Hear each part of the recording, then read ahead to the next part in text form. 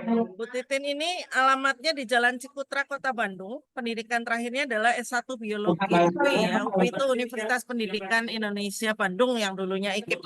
Kemudian aktivitas sehari-hari beliau adalah pengajar biologi di jenjang SMP dan SMA. Namun demikian prestasinya di bidang Olimpiade Sains sudah tidak diragukan sehingga tidak salah kalau sekiranya kita berlatih dengan beliau.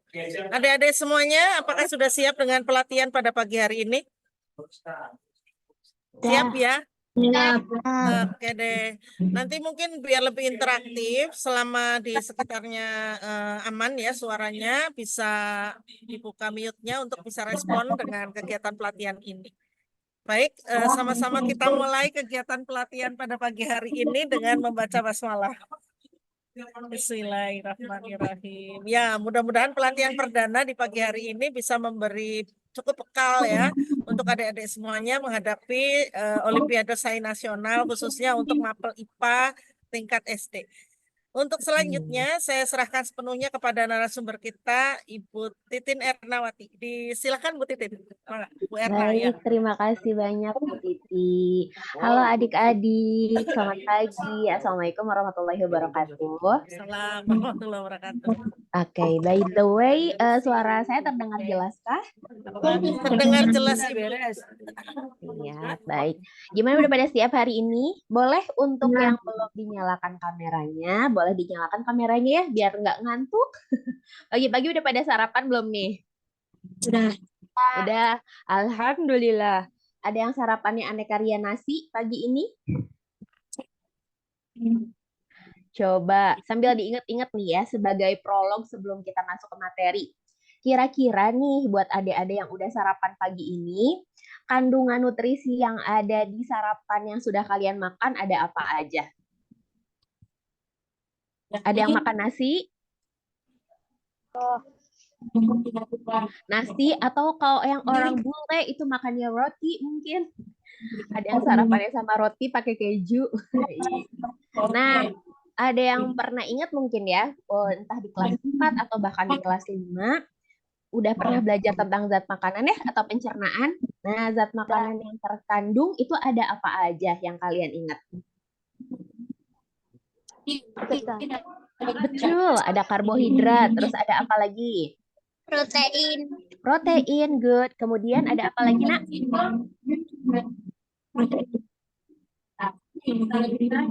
Depannya L nih, yang katanya kalau kebanyakan bisa bikin jadi gemuk atau berlebih berat badannya. Lemak, betul. Nah, selain ada karbohidrat, protein, lemak, good. Nah, terus ada zat tambahan lagi, ada apa aja ya? Ada 2. Depannya V. Nah, good. Ada vitamin sama mineral. Coba tadi diingat-ingat, dicek apakah kandungan makanan yang tadi kalian makan saat sarapan itu ada semuanya? Ada nggak ya? Ya, ada yang makan apa? Kari kacang hijau, ubi, dan daging giling, dan jus alpukat. Ih, mantap ya. Ada karbohidrat, protein, sama lemaknya. Baik, berarti adik-adik udah pada paham nih sedikit ya tentang zat makanan. Cuman kalau untuk materi hari ini, kita belum akan belajar tentang zat makanan, pencernaan, tapi masih prolog di biologi. Bentar, saya izin share screen dulu ya.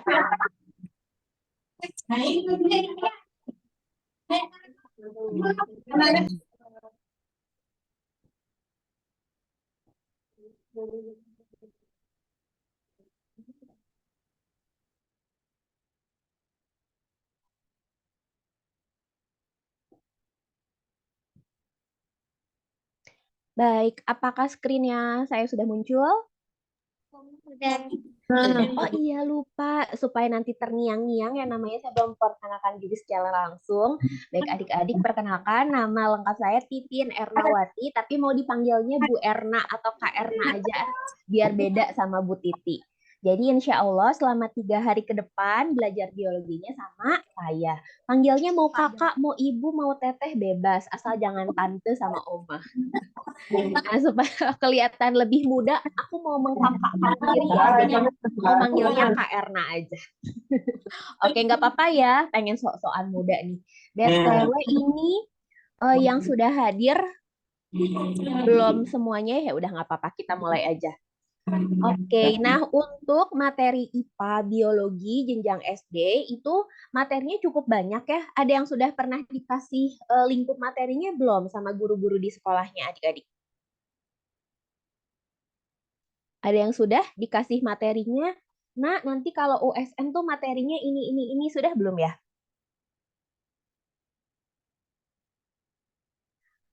Ada yang sudah, ada yang belum mungkin ya. Baik. Nah, jadi kakak kasih gambaran dulu nih ya untuk materinya yang akan kita bahas selama 3 hari ke depan insya Allah.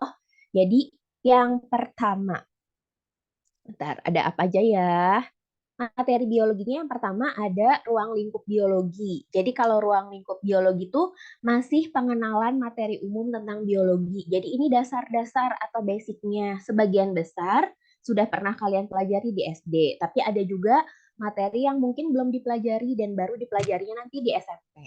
Kemudian materi yang berikutnya ada keanekaragaman hayati. Nah, kalau keanekaragaman hayati udah pernah belajar belum, gengs? Yang ngomongin beragam makhluk hidup yang ada di dunia, mulai dari beragam mikroorganisme, bakteri gitu, udah pernah dengar? Udah. Sudah, baik. Terus yang berikutnya, ada juga yang belum ya, nggak apa-apa, nanti kita belajar. Kemudian materi yang ketiga ada klasifikasi makhluk hidup, atau klasifikasi makhluk hidup itu bahasa simpelnya adalah pengelompokan makhluk hidup, gengs. Karena makhluk hidup yang ada di dunia ini tuh kan sangat banyak ya. Jadi ada aturan-aturan supaya makhluk hidup tersebut lebih mudah untuk dikenali. Nah, dipelajarinya di klasifikasi gitu. Kemudian materi yang keempat ada proses dan mekanisme pada makhluk hidup. Nah, kalau proses dan mekanisme pada makhluk hidup tuh kalau di SD kalian kenal juga dengan materi-materi sistem organ. Misalnya sistem pencernaan, sistem pernafasan, sistem peredaran darah. Sudah pernah belajar? Udah. Udah, good. Nah, jadi nanti kita sambil ulang sedikit kali ya, sama ada beberapa tambahan sistem organ yang mungkin belum dikenali di SD. Nah, kemudian nggak cuma di manusia nih ya, kalau untuk proses dan mekanisme pada makhluk hidup, nanti kita juga belajar untuk proses dan mekanisme pada tumbuhan misalnya. Mari kita tebak-tebakan. Kalau salah satu prosesnya yang terjadi pada tubuh tumbuhan, kemudian tumbuhan ini memanfaatkan energi matahari, disebutnya apa, Nak? Fotosintesis. Fotosintesis, betul. Nanti kita insya Allah akan belajar juga tentang fotosintesis, termasuk reaksi kimianya seperti apa. Lalu yang berikutnya ada ekologi dan lingkungan, atau kalau di SD dikenal juga dengan materi ekosistem. Sudah belajar materi ekosistem? Misalnya kenalan, ada istilah individu, populasi, komunitas, pernahkah? Atau lupa nih? Pernah mungkin ya, baik. Terus satunya lagi, kalau lingkungan itu berkaitan dengan perubahan lingkungan atau pencemaran. Misalnya kayak pemanasan global, itu disebabkan karena apa? Kemudian pencemaran air itu penyebabnya dari zat apa saja. Jadi untuk yang ekologi itu seputaran materinya ada ekosistem dan juga pencemaran. Nah, kemudian untuk materi yang berikutnya ada kesehatan dan teknologi. Jadi ini mengkaitkan antara kesehatan tubuh manusia dengan peralatan medis atau teknik atau teknologi pengobatan. Misalnya nih ada adik-adik yang pernah dengar suatu bioteknologi dia masuknya yang dilakukan oleh pasangan suami istri yang belum punya keturunan. Istilahnya disebutnya bayi tabung. Kalau pernah dengar. Nah, itu juga nanti akan kita pelajari sekilas. Nah, kalau untuk pertemuan hari ini kita hanya bahas yang ruang lingkup biologi sama keanekaragaman hayati. Mungkin Kak Erna bakalan lebih banyak kasih materi ya dibandingkan latihan soal, kecuali nanti di hari 3 baru kita akan lebih banyak ngebahas soal. Jadi kalau untuk yang 2 hari ini kita akan fokusnya ke materi dulu gitu. Sama ada beberapa contoh soal. Sampai sini dulu ada yang mau ditanyakan adik-adik? Aman ya, kan belum masuk ke materi ya Kak. Jadi belum ada yang mau ditanyain. Tapi nanti kalau ada yang mau ditanyain langsung aja di-unmute ya. Jadi mic-nya silakan di-unmute biar bisa lebih interaksi. Terus Kak Erna pengen kalau nanti Kak Erna tanya harus ada yang jawab pokoknya. Kak Erna nggak mau ngomong sendirian, nanti Kak Erna sedih dan ngantuk. Oke, yuk. Sekarang kita masuk ke materi yang pertama dulu, yaitu ruang lingkup biologi. Nah, ruang lingkup biologi yang nanti akan kita bahas seputaran apa sih? Jadi yang pertama kita bakalan kenalan nih sama cabang-cabang ilmu biologi. Kemudian yang berikutnya kita bakalan review atau mengingat kembali ciri-ciri makhluk hidup. Lalu yang berikutnya kita akan kenalan dengan tingkat organisasi kehidupan. Kemudian yang berikutnya ada metode ilmiah dan oh iya, jadi kalau untuk ruang lingkup biologi materinya seputaran ini. Di antara 4 submateri ini ada yang familiar atau yang pernah kalian pelajari?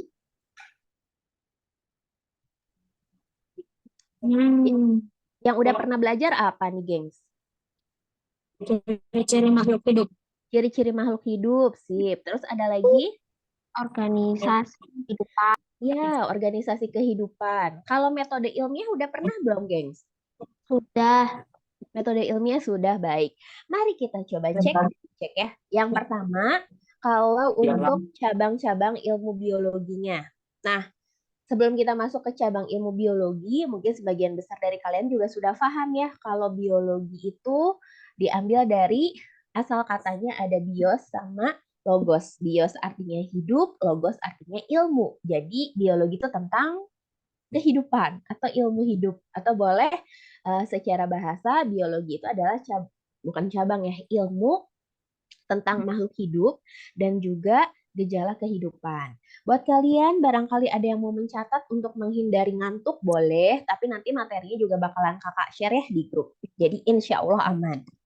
Kemudian, nah untuk cabang-cabang ilmu biologi itu ternyata ada banyak sekali dan mungkin beberapa ada yang pernah kalian dengar.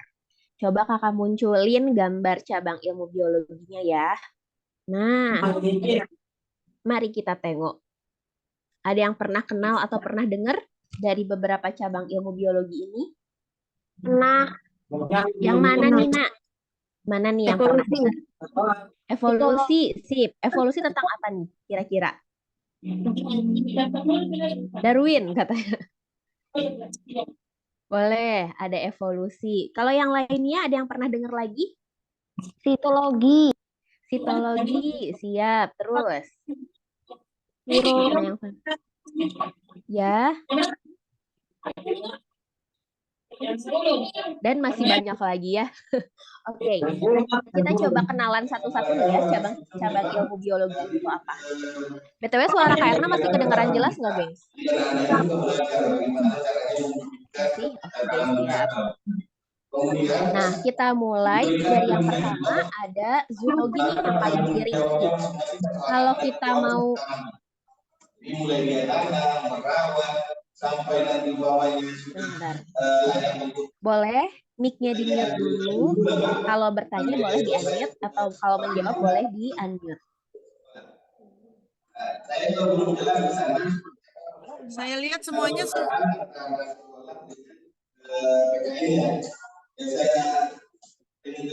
Oke, kita lanjut lagi. Yang pertama untuk zoologi. Kok kita lihat dari nama depannya zoo berkaitan sama apa, Nak? Kebun binatang, betul. Jadi kalau yang zoologi ini adalah cabang ilmu biologi tentang hewan.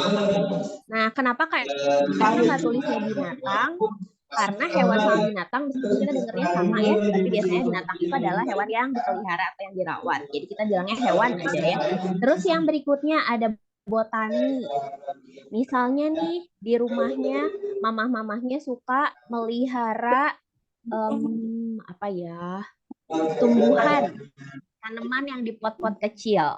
Nah, jadi cabang ilmu biologi yang berikutnya yang botani itu adalah cabang ilmu biologi tentang tumbuhan. Sip.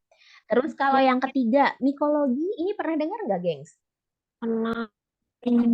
Apa tuh?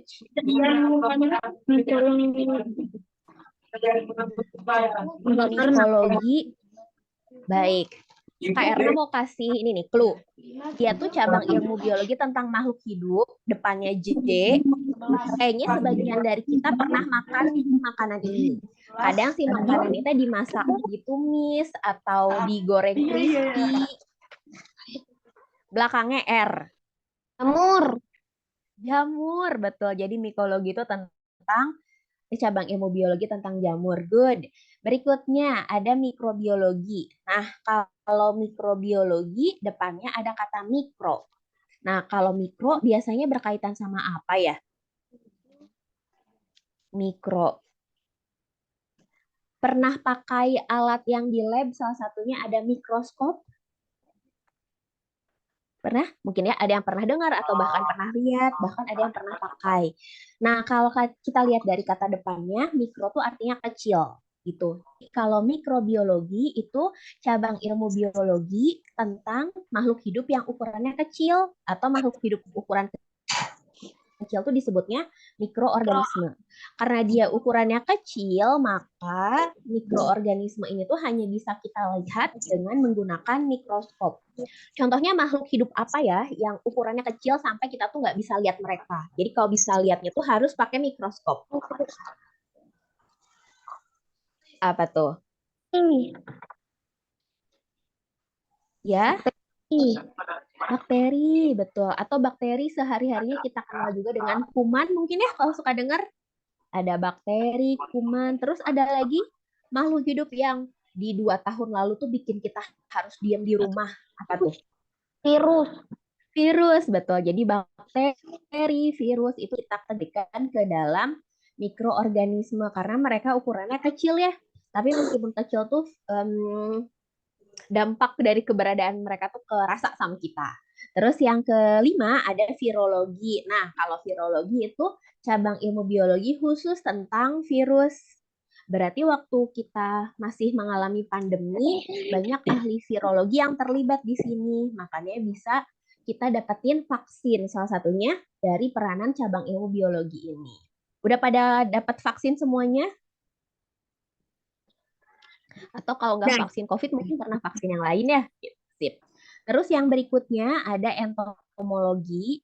Nah, kalau entomologi itu sebenarnya dia cabang ilmu bawahnya lagi dari zoologi. Jadi ini mempelajari tentang hewan tertentu. Nah, hewannya, mari kita tebak-tebakan. Hewan yang dipelajari di entomologi itu adalah hewan yang jenisnya paling banyak di bumi ini ternyata. Terus paling sering kita temui di kehidupan sehari-hari, ukurannya rata-rata kecil. Kemudian mereka punya 6 kaki. Dan ternyata fun fact-nya, sebagian besar orang takut sama hewan ini. Padahal dia nggak galak sih. Ukurannya kecil deh, paling segede jari. Meskipun ada juga yang lebar. Salah satu contohnya ada semut, kupu-kupu, capung. Itu disebutnya apa ya? Serangga, betul. Ini udah ada yang jawab serangga. Good. Jadi ini cabang ilmu entomologi itu tentang serangga. Kemudian yang berikutnya ada genetika. Kalau dilihat dari namanya, genetika. Ada kata apa di situ? Gen.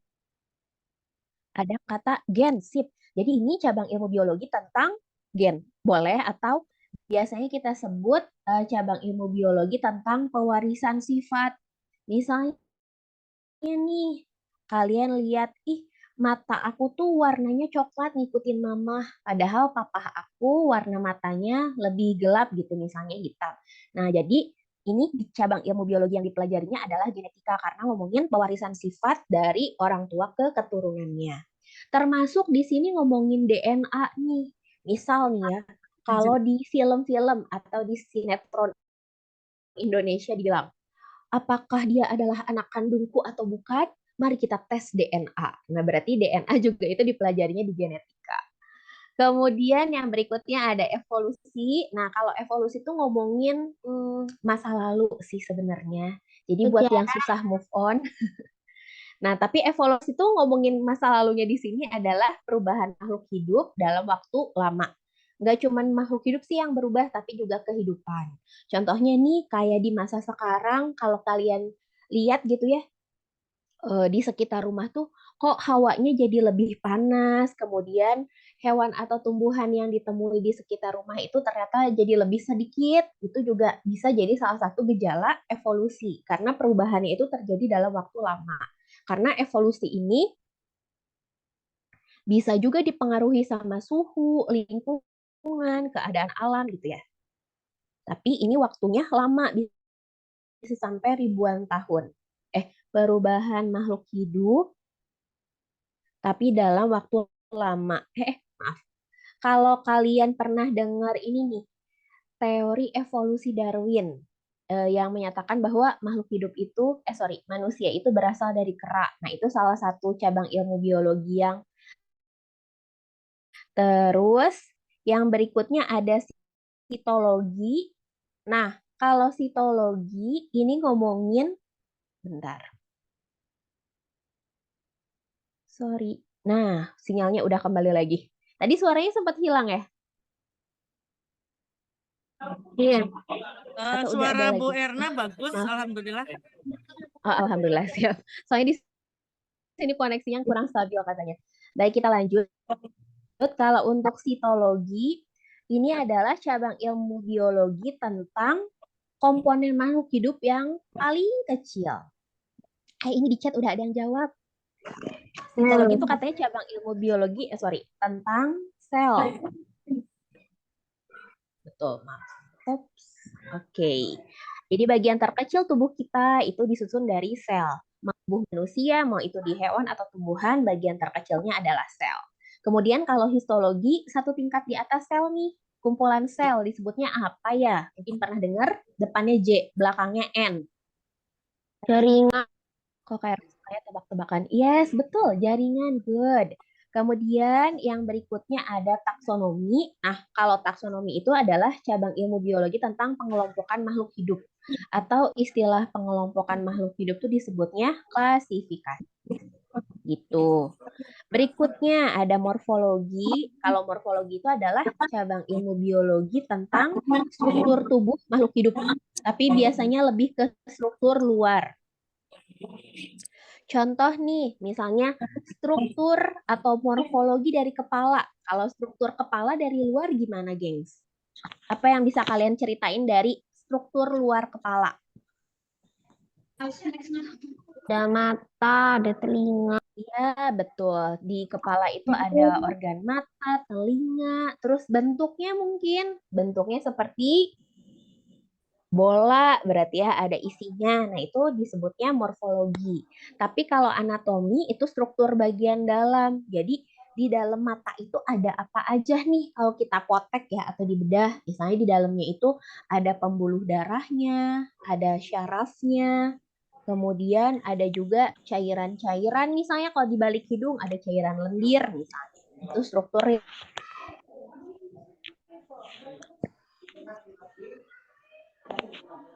dari organ kepala itu punya fungsi apa aja. Nah, karena di bagian kepala itu ada mata, berarti dia punya fungsi sebagai indera penglihatan. Terus di dalam kepalanya sendiri, yang posisinya di bagian atas,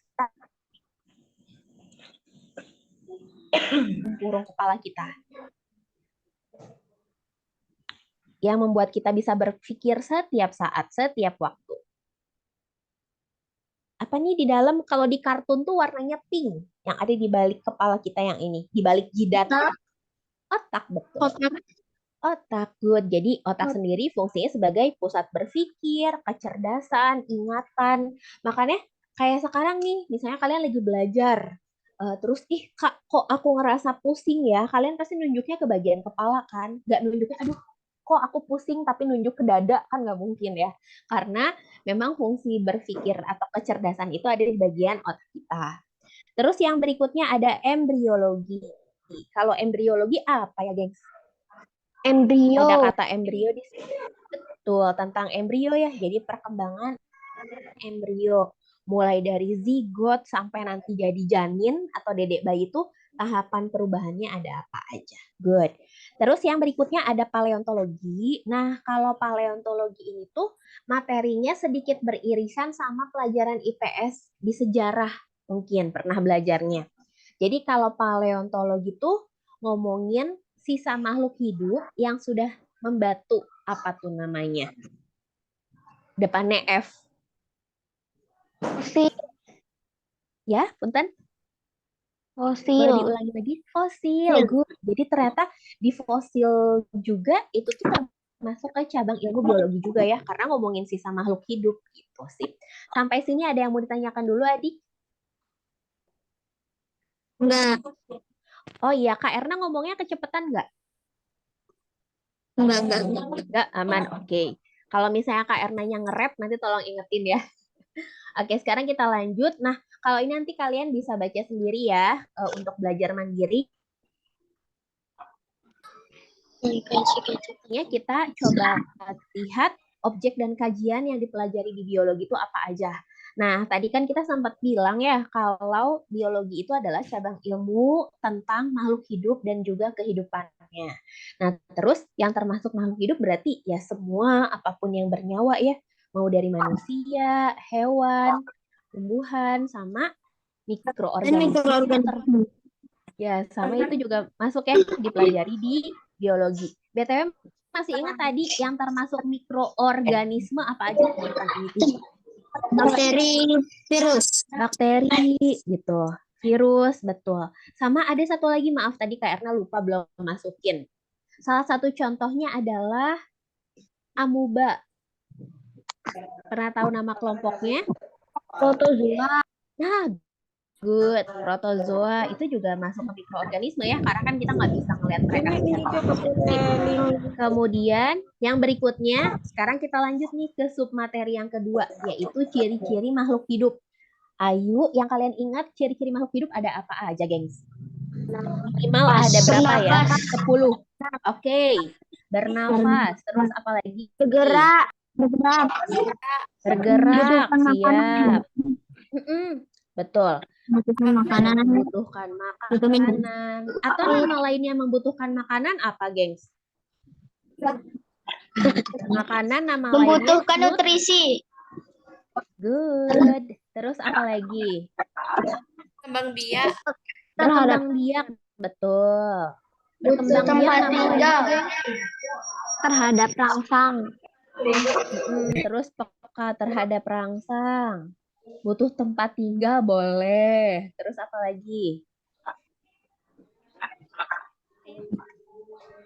Baru 6 nih. 4 lagi. Ya. Boleh diulang, Adik? Sorry. Mengeluarkan ekskresi. Ya, mengeluarkan suatu zat atau yang disebutnya prosesnya adalah ekskresi. Mengeluarkan zat atau nama lainnya ekskresi. Apalagi ya? Yuk, yang lainnya boleh ikut bersuara juga ya. Kalau salah gimana Kak Erna? Nggak apa-apa. Nanti sama Kak Erna dicubit ya. Enggak deh. Tumbuh berkembang. Kalau salah nggak apa-apa. Yang namanya juga belajar. dan Ada lagi ada. Ah iya, tumbuh dan berkembang. Good. Tumbuh dan berkembang. Satu lagi. 2 lagi. Apakah? Butuh tidur, istirahat boleh. Reproduksi. Butuh Itu buku istirahat ya. Is okay, istirahat atau tidur, betul. Jadi kalau kalian ngerasa, aduh Kak aku ngantuk, it's okay, itu pertanda bahwa kalian makhluk hidup. Terus apa lagi? Oh ini, ada sih. kalau buat beberapa hewan nih, yaitu bisa menyesuaikan diri dengan lingkungan, apa namanya? Adaptasi dan adaptasi. Betul, ada adaptasi. Nah, ini udah ada 10. Baiklah, kita coba review nih ya. Jadi ciri-ciri makhluk hidup yang wajib banget kalian ingat itu ada 10. Salah satunya tadi sudah, beberapanya tadi udah disebut. Yang pertama ada, Sintesis menyusun suatu senyawa. Sebentar. Kakak edit dulu. Ada kesalahan teknis, adik. Sejenak. Bentar ya. Gelap ya. Wait for a minute. Sebentar.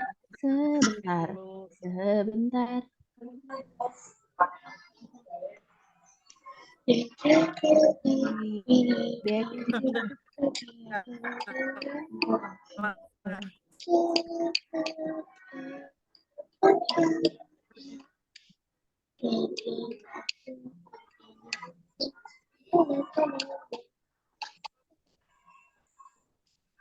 Oke, screen-nya Kak Erna udah muncul kembali belum? Udah? Oke, yuk kita lanjutin. Tadi itu ada apa aja? Yang pertama, ada yang tadi yang Bella sempat disebut ya, yaitu sintesis atau menyusun suatu senyawa atau zat. Sintesis ini tuh contohnya apa ya? Belum. Oh, tadi pernah kalian sebut nih. Misalnya, proses membuat makanan pada tumbuhan disebut dengan Fotosintesis. betul. Jadi contohnya nih fotosintesis good. Itu kan kalau di tumbuhan ya. Kalau di kita apa dong? Kalau di kita salah satunya di badan manusia sama hewan ada yang disebut dengan sintesis protein. Jadi ingat sintesis itu artinya membuat atau menyusun. Terus ada nih saudaranya istilahnya ada sintet.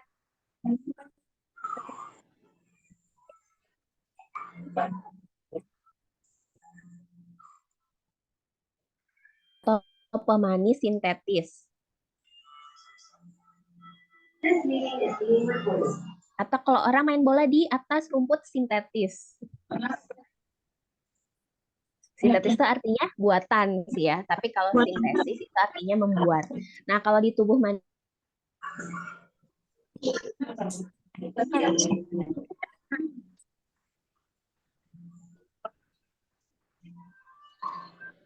setiap harinya kok badan aku jadi berubah makin tinggi gitu. Berarti di situ ada pertambahan ukuran tulang, ada pertambahan daging atau otot. Nah, itu salah satunya adalah proses sintesis gitu. Kemudian yang kedua ada nutrisi. Tadi sudah disebutkan ya, artinya selama kita hidup kita butuh zat makanan. Tadi kandungan zat makanannya ada apa aja, gengs? Yang ada 5. Protein. Betul, ada Lemak. protein, lemak, terus lalu Karbohidrat. karbohidrat. Good. Siap. Karbohidrat. Terus 2 lagi yang ada B, Vitamin. Sama satu lagi Mineral. good. Vitamin sama mineral juga ya. Salah satunya adalah air, di dalamnya terkandung mineral atau zat besi, kalsium itu termasuk ke mineral juga. Kemudian kalau contoh makanannya yuk, contoh protein apa dong? Contoh makanan yang mengandung protein. Mungkin tadi sempat ada yang makan. Sebagai salah satu menu sarapan. Kacang hijau. Boleh. Kacang hijau. Ada proteinnya. Terus Air. kalau air dia masuknya ke mineral. Kacang merah boleh. Sebutin aja semua kacang ya. Kacang tanah. Okay. Tapi kalau untuk kacang ternyata komposisinya lebih banyaknya di lemak sama karbohidrat, protein. Tapi orang wajib. Bagi SD wajib. Ikan. Jadi buat kalian yang lagi diet gitu ya, makan kacangnya kacang almond. Terus kalau protein hewaninya apa ya? Kan tadi yang kalian sebutkan protein nabati.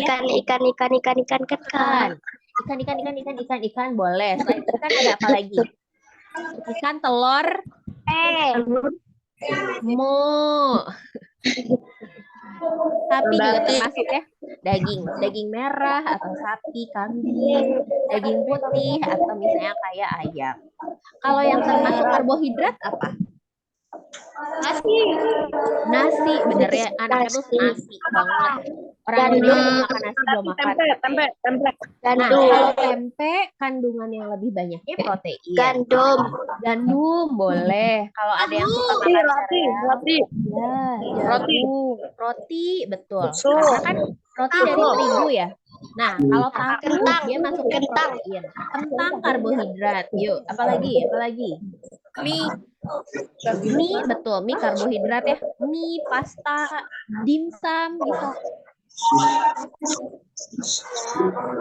Seblak, nah itu adalah karbohidrat karena kan banyak dia udah pernah makan. Kemudian kalau vitamin sama mineral biasanya terkandung di hampir semua makanan. Cuman memang yang mungkin suka kalian dengar juga ya dari ibu, Adek harus banyak makan sayur atau buah, soalnya di dalamnya ada vitamin sama serat biasanya. Sip, lanjut. Yang ketiga cirinya, ini kayaknya tadi sudah sempat disebut juga ya, yaitu adaptasi atau menyesuaikan diri dengan lingkungan.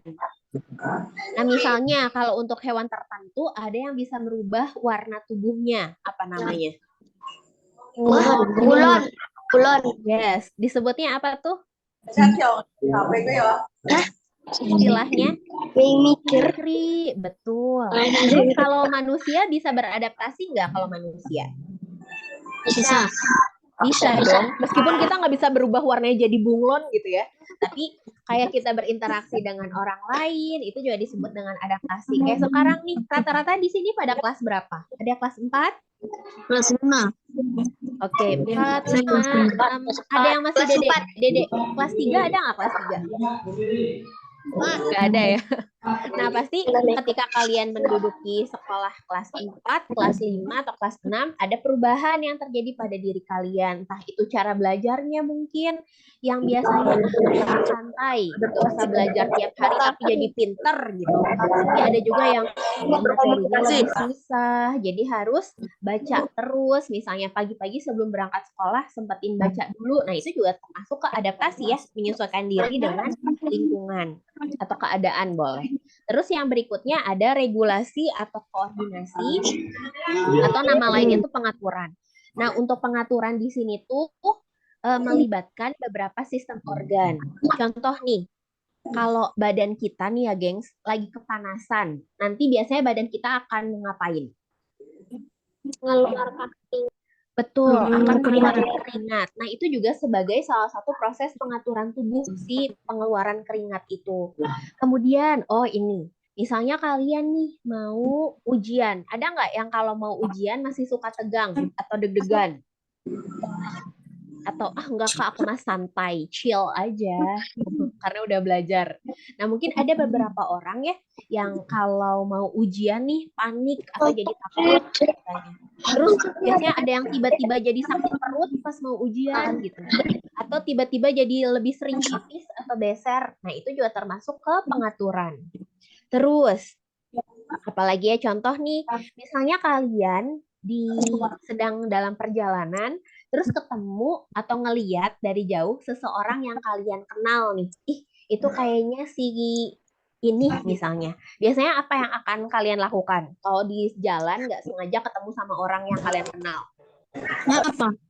Nyapa ya. Dadah-dadah. Tapi tergantung juga sih yang dikenalnya gimana. Apakah itu teman? Kalau misalnya teman ya disapa.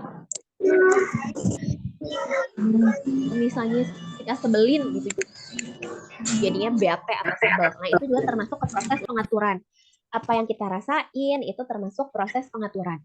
Nah, pengaturan teh berarti melibatkan apa aja sih, Kak? Jadi di sini untuk yang regulasi atau koordinasi itu Kakak tulis beberapa sistem organnya ya. Kayak ini nih. Kan tadi kalau ngelihat orang yang kita kenal kita bakalan nyapa. Melihat berarti melibatkan mata. Mata itu termasuk ke dalam organ atau alat indra. Ada alat indra betul di situ. Kemudian ada juga sistem saraf. Jadi ada keterlibatan otak. Makanya pas kita ngelihat orang, oh dia adalah orang yang aku kenal. Nah, kenapa kita bisa berpikir itu tuh orang yang kita kenal ya karena informasinya diolah di otak gitu. Apa yang kamu lihat adalah orang yang kamu kenal misalnya. Terus yang berikutnya, kalau kita ketemunya sama bestie kita banget nih atau temen yang udah lama gak kita temui, biasanya kan kita jadi senang ya. Nah, itu ada keterlibatan hormon. Jadi hormon itu bisa berpengaruh ke perasaan. Kayak adik-adik nih misalnya sekarang lagi ngerasain seneng, lagi ngerasain bete, itu dipengaruhi juga sama hormon salah satunya. Good. Terus yang berikutnya, punten, ada respirasi atau bernafas. Bernafas. Oke, untuk bernafas, mari kita absen. Organ pernafasan manusia ada apa aja? Atau jalur pernafasan? Paru-paru. Hidung. Rongga hidung. Udara kalau diminta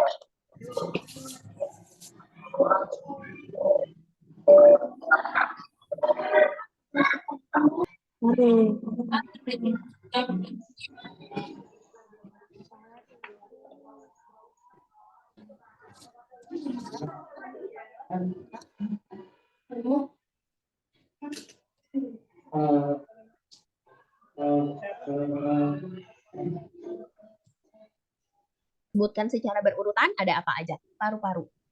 Hidung. Hilang. Kalau ya, nah udah muncul lagi. Ada apa aja hidung, terus dari hidung lanjut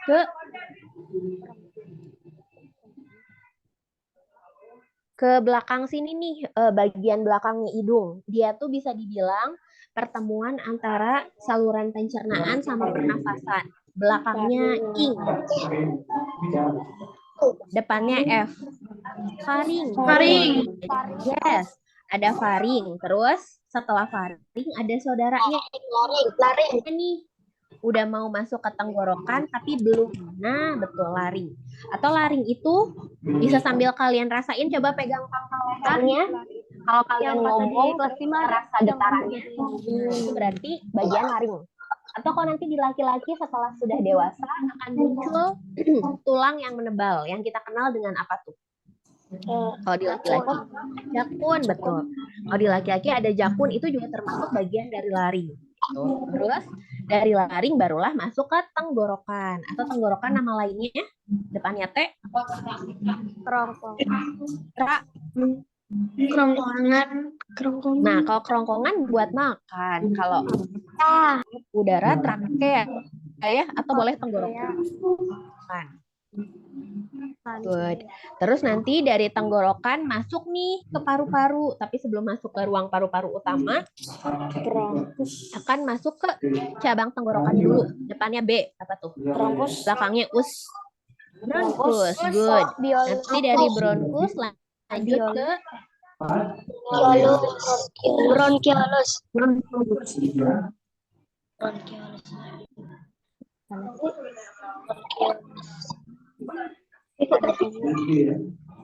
Berarti 8. Berapa? Jadi kita dia letak sebelah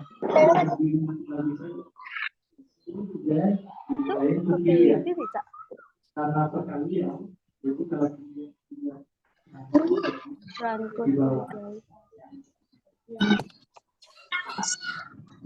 kalau penyebabnya gimana?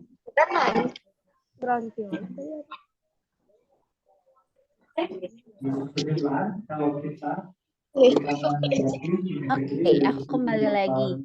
Maaf ya, tadi koneksinya sepertinya jelek, jadi aku terlempar. Bentar, Kak Erna coba share screen lagi. 2 jam lagi, 2 jam.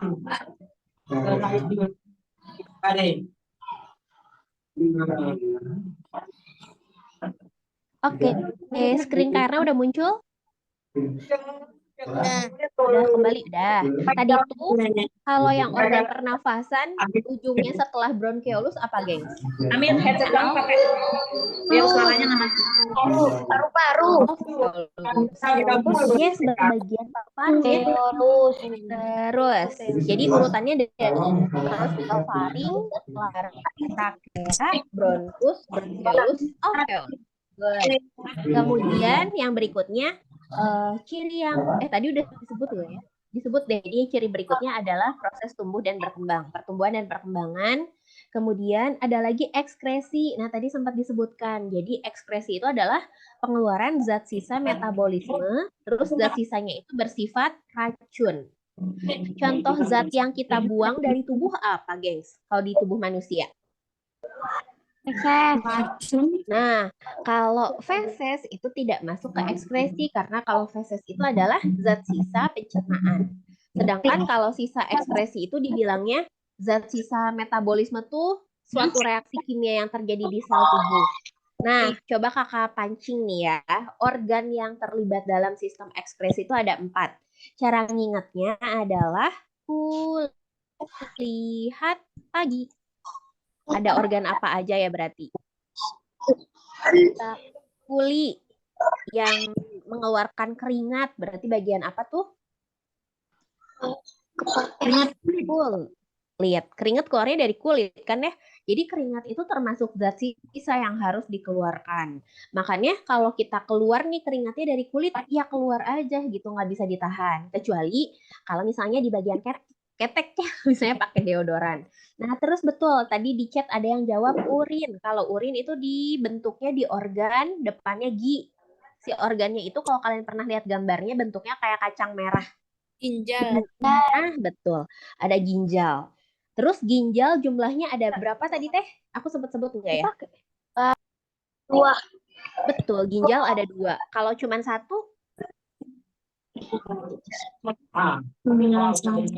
kalau cuma 1 ganjil.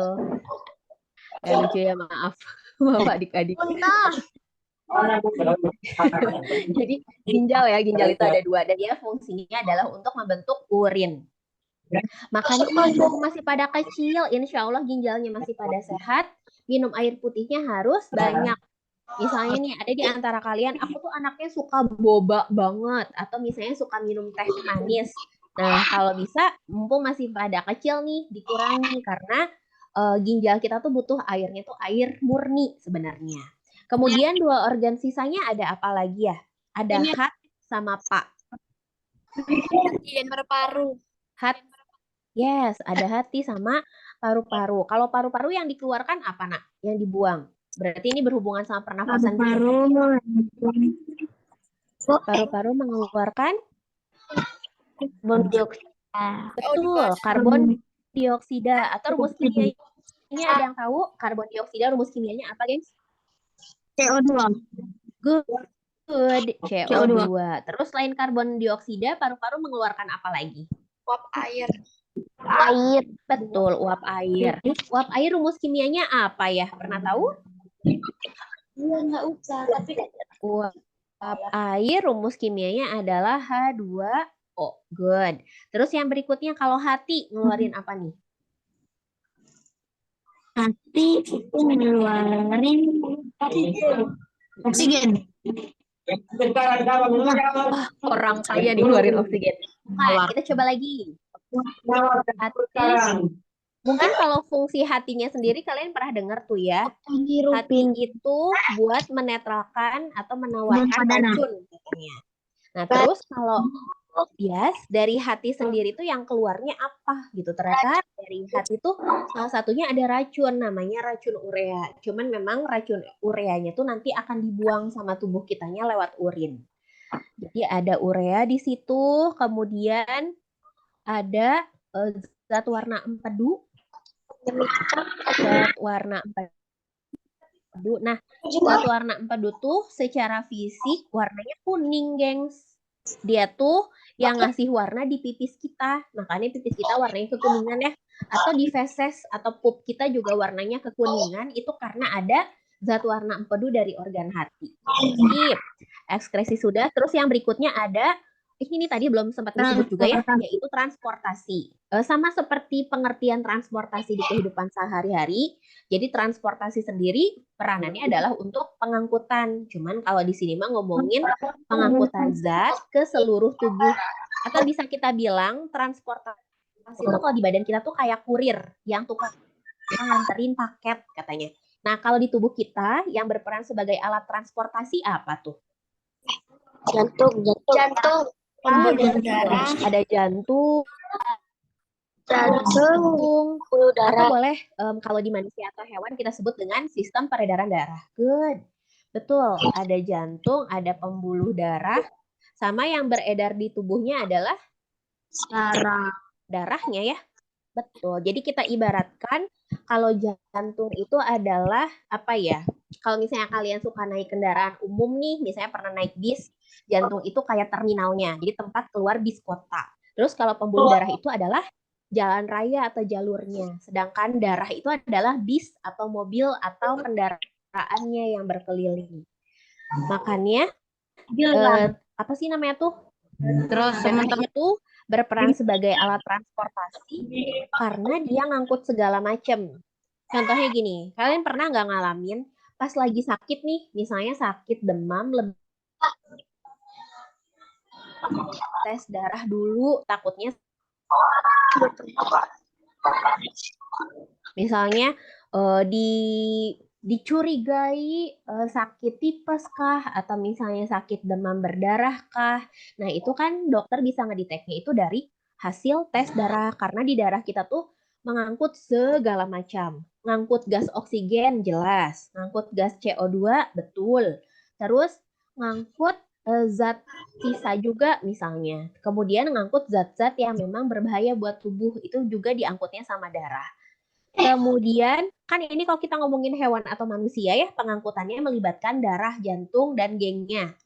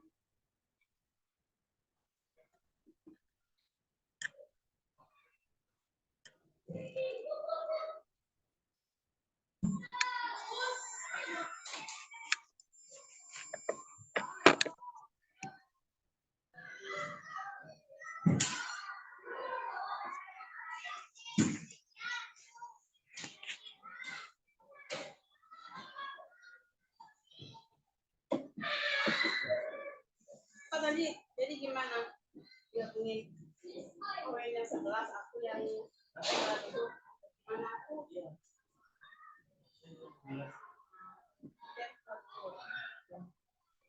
setelah menanyakan anak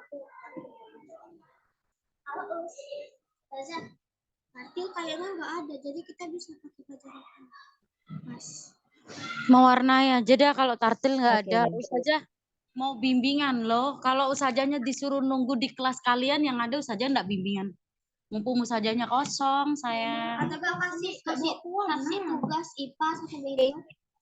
Oh, ada IPA sih yang belum dikerjain Ya itu aja dah. Ya, loading. Suaranya udah terdengar belum ya? sebelum bab baru. IPAS blok Apakah suaranya sudah muncul? Kompetensi minimum. ya. Udah Bu, udah terdengar. Baik, screen-nya sudah muncul lagi belum?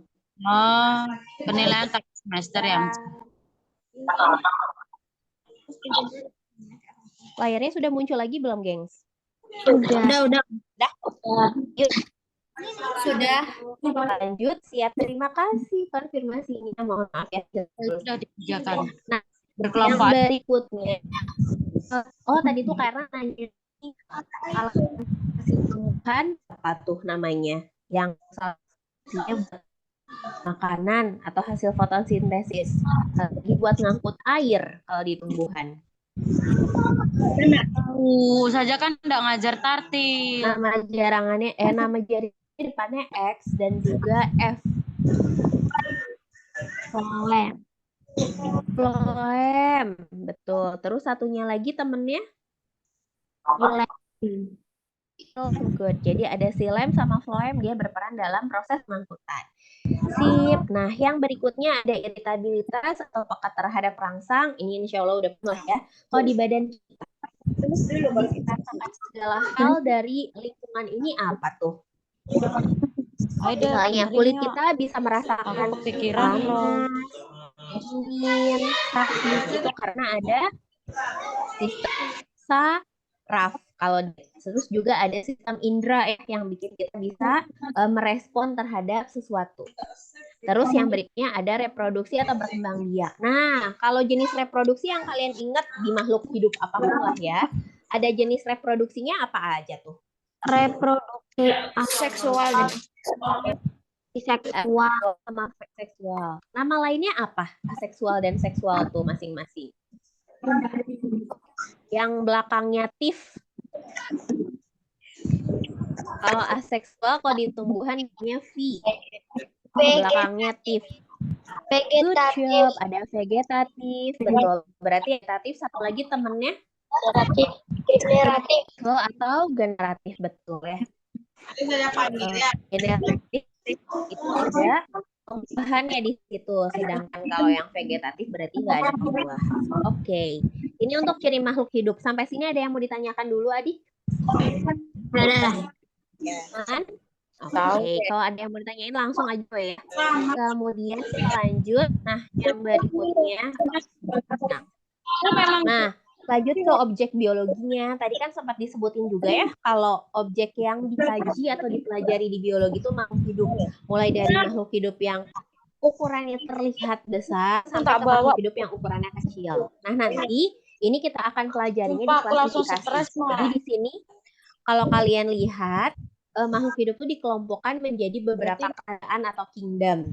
Nah, kalau kalian lihat tabelnya, BTW tulisan yang ada di tabelnya terlihat jelas. Perhatikan yang kita anggap penting boleh. Siapa tahu nanti ada materinya juga.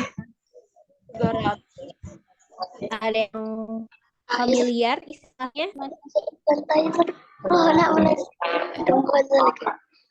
Oke. Nah, coba katakan ya, biasanya kalau untuk di jenjang SD, pengelompokan makhluk hidup itu yang dibahas baru yang 5 kingdom. Nanti kalau yang 6 kingdom dan seterusnya itu dipelajari.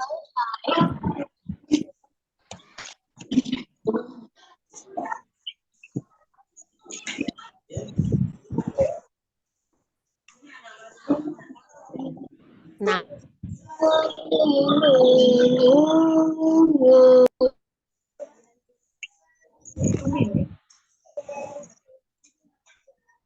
Itu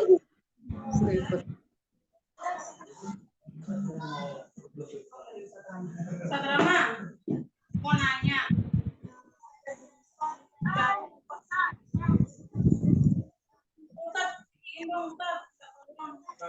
harddisknya ini kemarin itu saya jatuhin, tapi dia nggak kenapa nak, cuma wadahnya aja yang lepas gitu. Kok nggak bisa Ustadz? Gimana nih caranya Ustadz?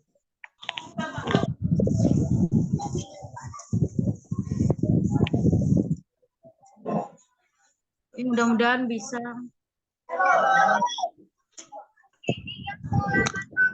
Dengar kami dulu ini, jangan penanya dulu.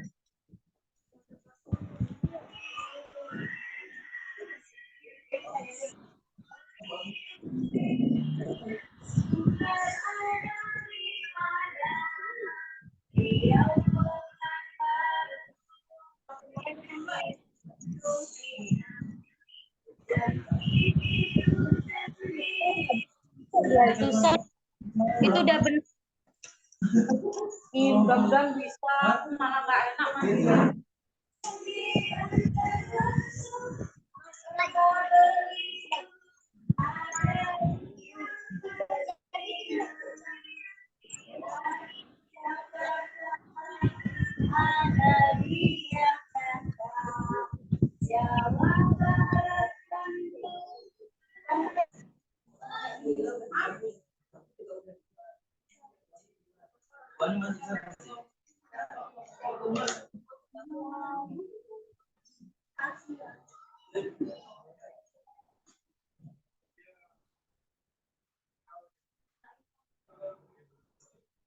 Apa Ustaz?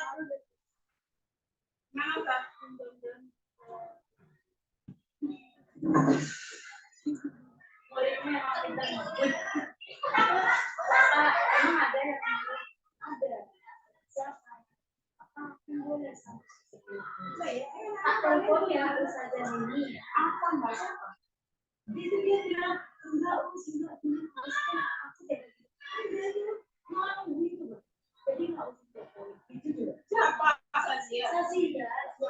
Oke, mohon maaf untuk sekian kalinya. Tadi sinyalnya kurang bagus ya.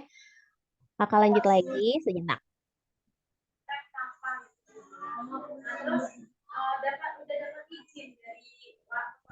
Oke, suara sama layarnya sudah muncul lagi belum?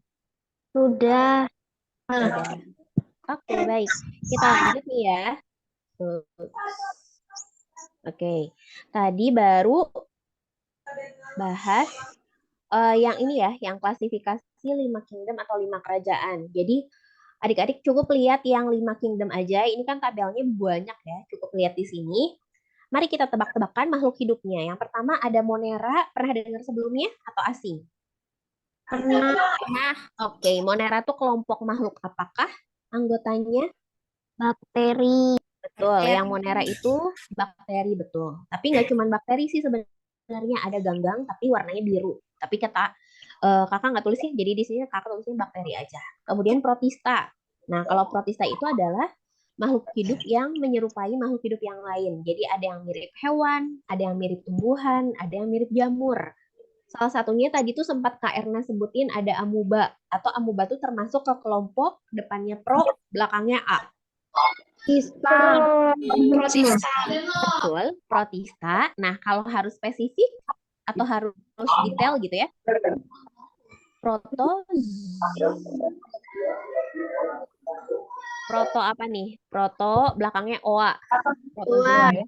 Yes, protozoa. Kemudian kalau yang hidupnya di perairan, biasanya kita sebutnya sebagai plankton ya. Hidupnya di perairan.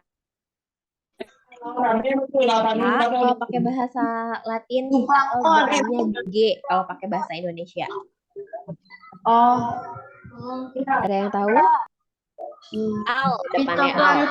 Bukan. Betul, kalau di ekosistem disebutnya fitoplankton atau nama lainnya adalah alga. Algae biasanya ditulisnya. Atau ada lagi nama lainnya depannya G. Namanya mirip kayak ini, gengs. Sebutan atau istilah untuk jalan sempit di Indonesia. Apa namanya?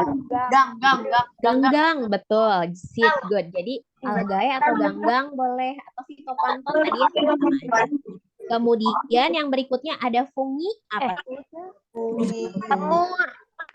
Fungi itu adalah jamur. Sip. Kalau plantae, plant. Tumbuhan. Sip. Kalau tumbuhan yang kalian tahu ada kelompok apa aja ya? Kan dibagi jadi 3 tuh. Ada tumbuhan yang struktur tubuhnya paling kecil, paling simpel. Biasanya dia hidupnya menempel di tembok atau di batuan.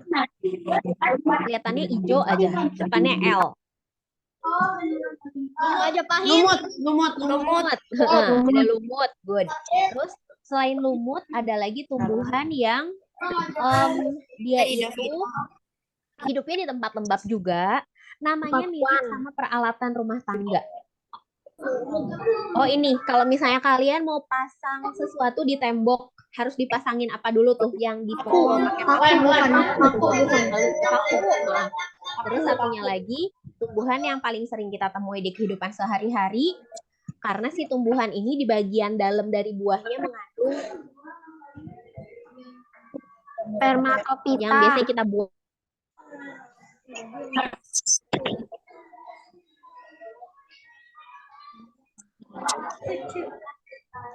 Apa?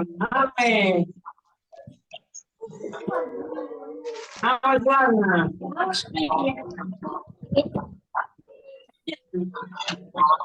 Belajar Melani.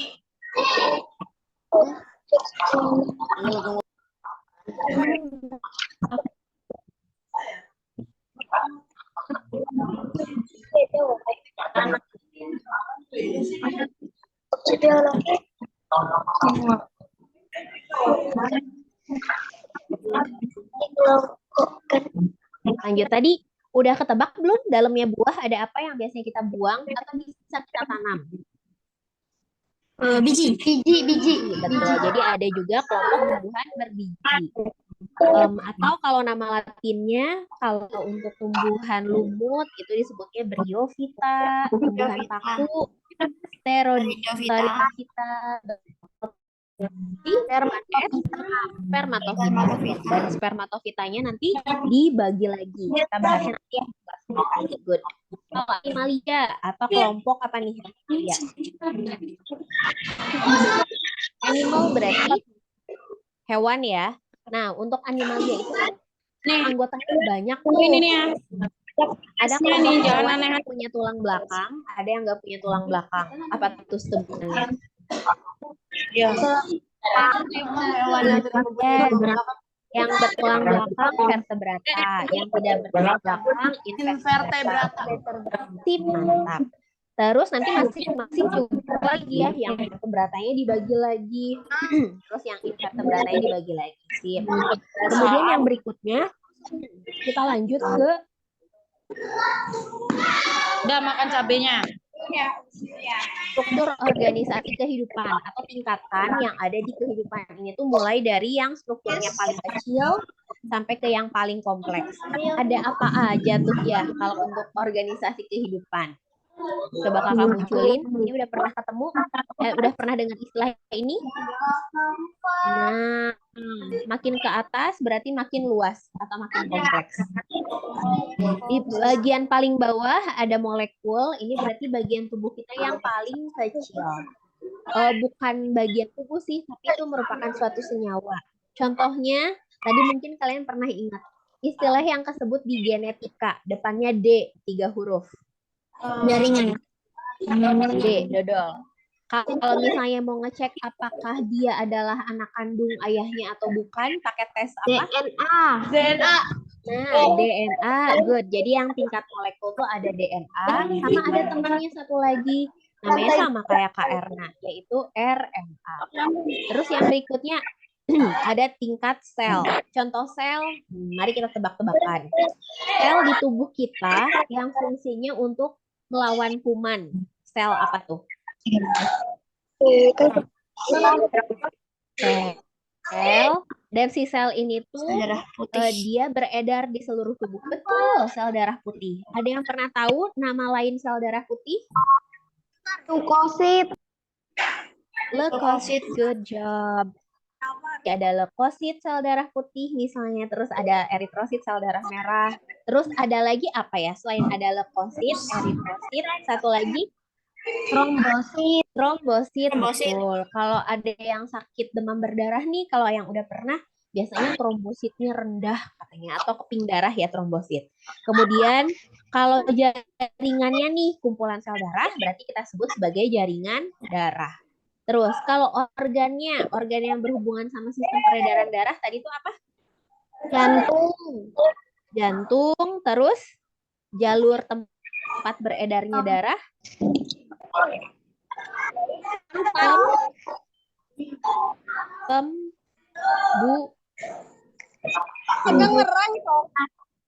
Pembuluh darah. Nah, kalau pembuluh darah ada apa aja, gengs, jenisnya? Oke, suaranya udah muncul lagi. Betul, ada arteri, kemudian ada vena, terus ada juga kapiler. Nah, kalau pembuluh darah, coba kalian lihat tangan masing-masing. Yang ada di pergelangan tangan kalian nih, yang terlihat warnanya hijau, atau biru, atau ungu, pembuluh darah apa tuh? Vena ya, betul. Terus kalau sistem organnya, berarti ini karena ngomongin darah, contohnya ya, yaitu sistem peredaran darah. Atau sistem peredaran darah nama lainnya disebut dengan apa tuh, geng? Tadi sempat disebut tuh, karena berfungsi untuk pengangkutan. Ya, namanya teh Yang ditarik gak bisa. kayak ini. Fungsi mobil atau motor di kehidupan ini sebagai alat transportasi. Iya, jadi boleh nama lainnya transportasi adalah sistem peredaran darah. Jadi ntar kalau ketemu sama soal disebutnya transportasi nih, itu sama aja dengan darah ya. Terus yang berikutnya organisme atau makhluk hidup. Kemudian yang lebih luasnya lagi ada populasi, jadi kumpulan makhluk hidup yang sejenis. Terus ada komunitas, itu kelompok-kelompok makhluk hidup. Terus ada ekosistem, ini ekosistem ya. Terus ada bioma. Ini nanti kita pelajarinya di ekologi. Tapi sebagai gambaran, kalau kita lihat nih ya, bagian terkecilnya tadi ada molekul, contohnya DNA. Terus ada bagian selnya, kalau pernah dengar, ada yang disebut dengan mitokondria. Kalau molekul misalnya DNA, karbohidrat, itu termasuk ke molekul. Terus yang berikutnya ada sel, terus ada jaringan, ada organ, sistem organ. Nah, kemudian banyak sistem organ itu ada di dalam satu tubuh makhluk hidup, yaitu organisme, atau boleh nama lainnya individu. Tapi kalau makhluk hidupnya itu ada banyak, berkelompok, itu disebut pokoknya ada beberapa jenis. Berapa, kemudian juga ada kelompok rumput, maka itu disebutnya komunitas. Nah, kemudian kalau ada faktor abiotiknya, itu disebut dengan ekosistem. Yang lebih luas dari ekosistem, punten ya, lewat harusnya ada lagi yang disebut dengan bioma. Contoh bioma itu misalnya gini. Kalau di Indonesia itu katanya termasuk daerah yang subur karena banyak tumbuhannya. Istilah untuk ekosistem di Indonesia yang banyak pohon dan pohonnya tinggi-tinggi itu kita sebut dengan apa tuh? Depannya hutan, betul. Atau kalau nama lengkapnya mungkin di Indonesia pernah dengar hutan, hujan. Terus yang terluas ada biosfer. Jadi biosfer itu ngomongin lapisan bumi tempat hidup makhluk hidup. Oke, ini untuk tingkat keanekaragaman, tingkat organisasi kehidupan. Jadi mulai dari bagian terkecil tadi dari molekul sampai ke biosfer. Oke, yang berikutnya, nah sekarang kita masuk ke konsep yang berikutnya yaitu tentang metode ilmiah. Nah sebelum ke sini, yang kalian ingat atau yang kalian tahu tentang metode ilmiah apa tuh? Yang mungkin udah pernah belajar. Metode ilmiah tuh apa ya? Metode ilmiah itu adalah suatu langkah atau urutan yang kita lakukan kalau kita mau meneliti sesuatu biasanya. Contoh nih, kalau kita ngekepoin sesuatu nih. Misal nih ya, di sini contohnya, kalian lihat di depan rumah tuh ada bunga nih. Bunganya apapun lah, jelas, bebas. Terus ternyata si bunganya itu ada yang warnanya berbeda, terus ukurannya misalnya berbeda. Jadi kalian lakuin pengamatan dulu. Terus muncul pertanyaan, kenapa ya kok warna bunga teh di dalam satu tanaman bisa nggak sama? Kemudian kalian membuat sebuah dugaan sementara. Nah, kalau misalnya si bunga ini kita tanam, terus kita rendam, kira-kira akan berpengaruh nggak ya ke proses pertumbuhannya? Terus baru nanti dibuat dugaan. Terus nanti barulah melakukan percobaannya. Nah, langkah-langkah ini disebut dengan langkah metode ilmiah. Karena ini mah contoh ya, jadi coba Kak Erna masukin lagi. Urutannya dari langkah metode ilmiah itu apa aja? Yang pertama, kita tuh pasti harus menemukan rumusan masalah dulu. Misal nih ya, Apa ya masalah yang suka kalian hadapi? Oh gini, misalnya, ini kita lagi nggak ngomongin biologi ya. Misal, aku kemarin makan 3 kali sehari. Tapi ternyata pagi ini aku sakit perut misalnya. Kenapa ya? Nah itu kan berarti suatu masalah. Kemudian kalian inget-inget nih, oh kemarin aku tuh ternyata makan nasinya cuma 2 kali misalnya. Terus satunya lagi makan ketoprak, tapi ketopraknya pedes banget. Udah gitu kalian membuat dugaan sementara nih, itu disebutnya hipotesis. Ntar, aku tulisin dulu deh. Jadi yang pertama, untuk melakukan suatu penelitian, ini berlaku untuk pelajaran apapun ya. Jadi langkahnya ada merumuskan masalah. Jadi ketika ada masalah, kita bisa mencari tahu sesuatu. Terus yang kedua, melakukan observasi atau melakukan pengamatan awal. Contoh nih ya, kalau kalian lagi sakit terus ke dokter, biasanya yang dokter lakuin saat pertama ngapain dulu? Ya, boleh di-unmute yang mau jawab? Cek darah. Ya bisa, cek darah, terus tanya-tanya dulu ya, itu berarti dokternya sedang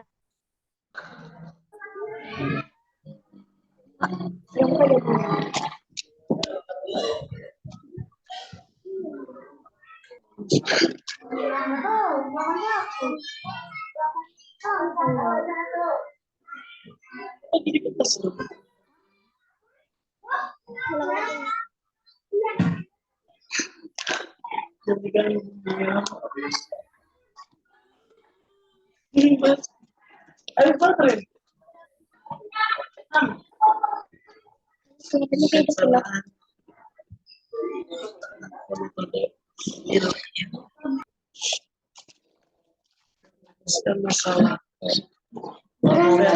perawatan observasi yani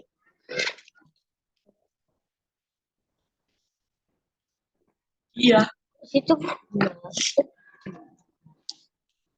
oh sini itunya X-nya Excel hilang Azal tuh. jangan ambil orang dia lagi belajar nih Tadi Mel pencet mapis.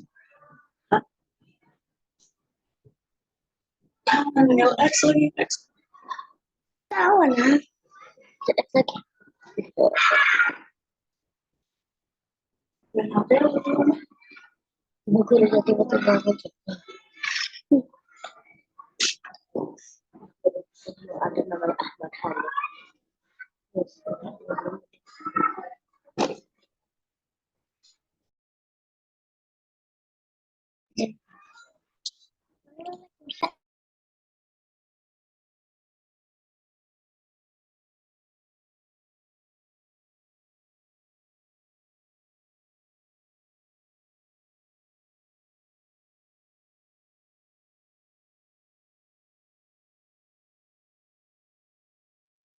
Sepertinya Bu Erna terlempar.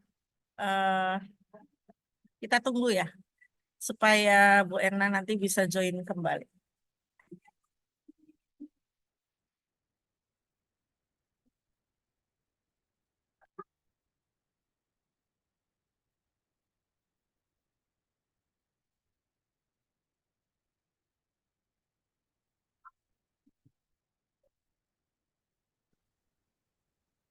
Ya, Ibu punten sinyalnya low-low jadi Oh iya, hilang lagi. saya jadiin co-host dulu supaya bisa share screen. Baik. Spotlight, Bu Erna ya. Co-host. Yes, silakan Bu Erna. Nuhun. Ya Allah. Oke, gengs, kita lanjut lagi ya. Tadi tuh baru disebutin yang eksperimen atau melakukan percobaan. Jadi ketika kita sudah membuat dugaan sementara, terus kita baru melakukan si percobaannya, baru nanti kita bisa membuat kesimpulan dari percobaan tersebut. Bentar, screen-nya udah muncul lagi kah? Ada Bu, ada. Oke, nuhun. Nah, kalau kalian lihat urutannya, ada kunci untuk ngafalinnya. Coba perhatiin huruf depannya, terus kita buat singkatan deh. Jadi kalau nanti ditanya urutan metode ilmiah dari yang paling awal sampai ke yang paling akhir, Cara ingatnya adalah MOHEC. Jadi yang pertama harus membuat rumusan masalah dulu, harus ada masalah. Terus yang kedua, baru melakukan observasi atau melakukan pengamatan awal. Termasuk kalau kita baca buku, terus kita googling, itu juga disebut sebagai observasi ya, atau pengumpulan data awal. Kemudian yang berikutnya, betul harus membuat hipotesis atau dugaan sementara. BTW, untuk hipotesis atau dugaan sementara ini tidak sama dengan prediksi ya. Jadi kalau dugaan sementara atau hipotesis tuh kita membuat suatu teori berdasarkan apa yang sudah kita sempat dapat. Jadi nggak bisa ngarang, oh kata aku mah prediksinya percobaannya bakalan kayak gini-gini. Enggak. Jadi harus berdasarkan pada hasil observasi awal. Sama kayak tadi ya, kalau kita datang ke dokter buat diperiksa, dokternya nanya nih, keluhannya apa Kak? Katanya sakit perut. Terus nanti dokternya nggak langsung tiba-tiba memprediksi, kamu kayaknya lagi stres. Ya nggak juga kan ya? Tapi dokternya pasti nanya, malam tidurnya berapa jam? Atau kemarin makannya berapa kali? Yang dimakan apa aja? Jadi hipotesis tuh tidak hanya membuat prediksi aja tiba-tiba. Kemudian nanti diuji nih hipotesisnya apakah benar atau salah melalui eksperimen atau melakukan percobaan. Baru nanti dari percobaannya membuat kesimpulan. Tadi karena sempat baca di chat juga udah ada yang jawab ya. Jadi urutan metode ilmiah tuh ada merumuskan masalah, observasi hipotesis, uji hipotesis, kemudian melakukan eksperimen, terus analisis data dan membuat kesimpulan. BTW di sini saat melakukan eksperimen itu kita mengumpulkan data ya, entah itu dari pengukuran atau bisa juga dari pengamatan, mengumpulkan data. Misal nih, oh adik-adik pernah ini nggak praktik menanam biji kacang hijau? Ada yang pernah? Nah, pakai kapas. Ya, yang pakai kapas ya. Misalnya, yang satu disimpan di tempat yang terang, yang satu disimpan di tempat yang gelap. Kemudian nanti kalian diminta untuk melihat hasilnya gimana. Nah, saat kalian melakukan eksperimen itu kan kalian lihat ya perubahannya setiap hari. Apakah ada perubahan ukuran atau perubahan warna, kemunculan daun misalnya. Dan nanti data dari percobaannya itu dianalisis, kesimpulannya nanti bakalan kayak gimana. Jadi urutannya MOHEC itu tadi ya, yang masalah, observasi, hipotesis, eksperimen, kesimpulan. Ini adalah urutan metode ilmiah inti. Jadi minimal banget ada 5 ini. Sampai sini ada yang mau ditanyain dulu? Enggak. Oke, aman ya, insya Allah. Terus, nah, yang berikutnya yang juga penting, adik-adik udah pada ngerjain soal pretest belum? Oke, it's okay. Nah, nanti mungkin di soal pretestnya itu bocoran nih ya, ada tentang variabel penelitian. Jadi variabel dalam penelitian ini masih berkaitan sama metode ilmiah ya. Ada variabel bebas, variabel terikat, ada juga variabel kontrol. Nah, kalau untuk yang variabel pengganggu ini kakak skip dulu ya. Jadi biasanya kalau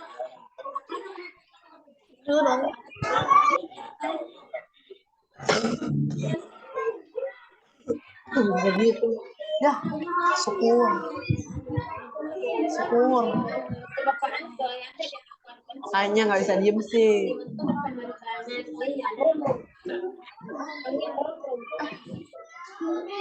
Aku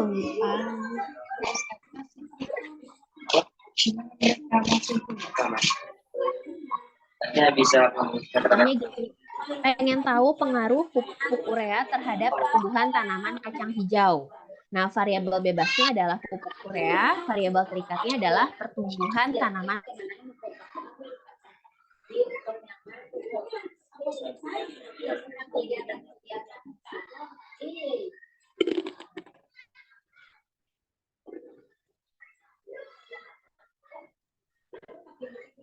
Oke, wait for a minute.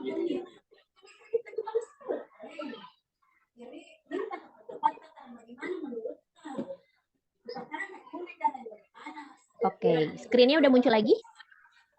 Udah. Oke. Nah, sip, kita coba analisis atau coba bandingkan variabel-variabel penelitian tuh apa aja ya. Tadi tuh ada variabel apa aja, Adik? Masih ingat yang di slide sebelumnya? Variabel bebas. Ada bebas, kemudian ada tambah terikat, satu lagi ada variabel Kontrol. sip. Terus versi gampangnya kalau variabel bebas itu adalah perlakuan yang diubah-ubah sama peneliti. Diubah-ubah, terserah penelitinya mau gimana. Kalau variabel terikat itu yang diamati atau hasilnya. Diamati atau hasil. Terus kalau variabel kontrol itu yang nggak diapa-apain atau yang dibikin sama. Contohnya apa ya? Oh, misalnya gini. Contohnya adalah pengaruh jenis karbohidrat terhadap berat badan manusia. Nah, penelitiannya dilakukan pada manusia. Nah, misal yang diamati itu Makin adem ya.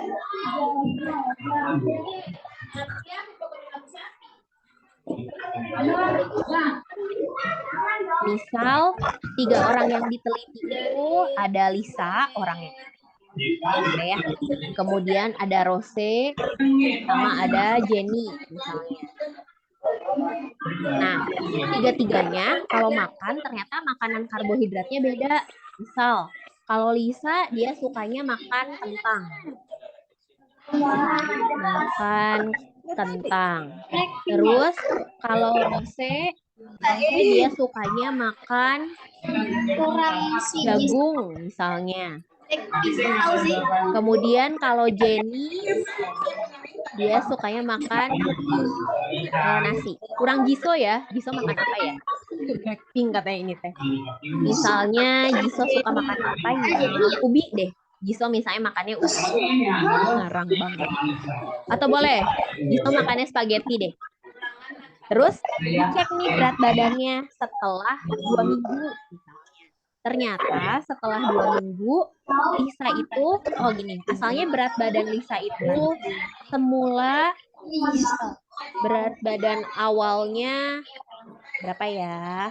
Lisa misalnya 43 kg.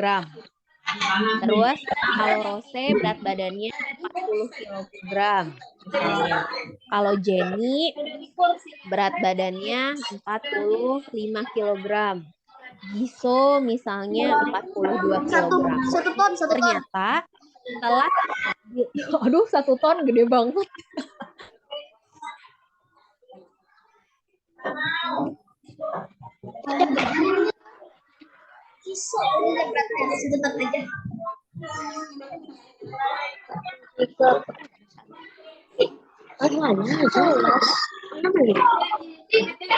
Bisa rasinya itu.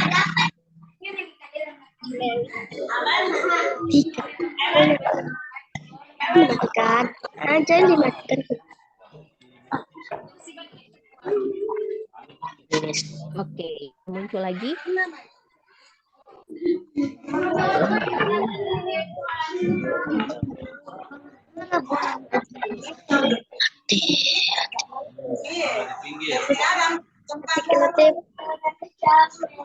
Oke, hilang, muncul lagi, kembali lagi. Ya Allah, kalian diuji kesabarannya hari ini ya, dengan aku hilang, muncul. Gak apa-apa, yang sabar ya. Orang sabar. Sabar ya. Oke, kita lanjut lagi. Tadi itu, ini setelah naik berat badannya, kalau Lisa naik kilo, Jenny naik 2 kilo, terus Jisoo naik berapa ya? 3 kilo. Nah, kalau kita lihat nih di sini, yang termasuk ke variabel bebas apa, geng?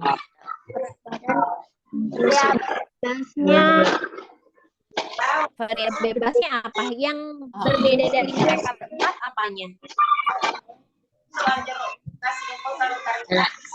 Ini variabel bebasnya jenis makanan beda. Betul. Variabel bebasnya itu adalah jenis makanan yang berbeda. Kentang, jagung, nasi, spaghetti itu termasuk karbohidrat. Jadi variabelnya adalah apa yang dimakan. Beratnya. Variabel hasil dari penelitian ini apa? Itulah tempat.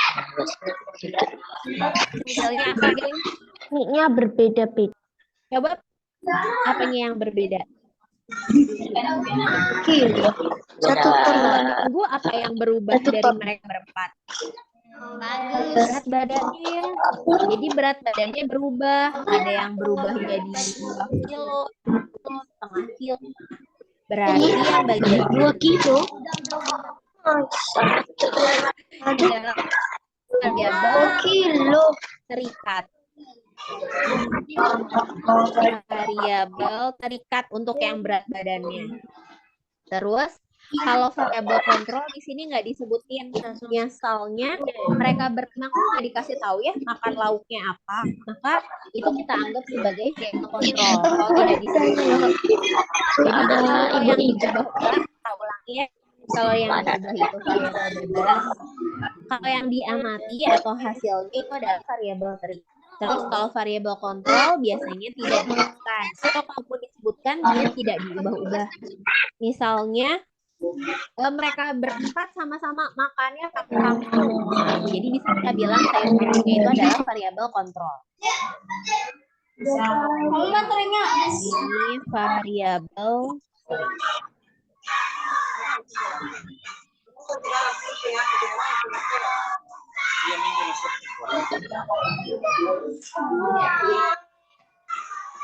Pelajari kalau itu buku-buku kasihkan.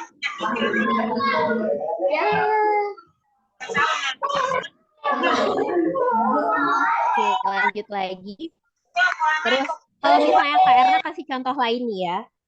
Misalnya pengen ngecek pengaruh jumlah air yang diminum terhadap jumlah air pipis atau urin. Variabel bebasnya kira-kira apa tuh?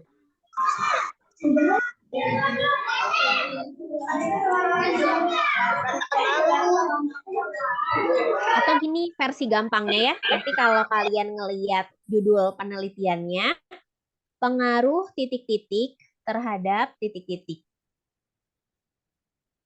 Nah, yang di sebelum kata terhadap itu adalah variabel bebas. Kalau nanti ada judulnya terus, setelah kata terhadap itu adalah variabel terikat.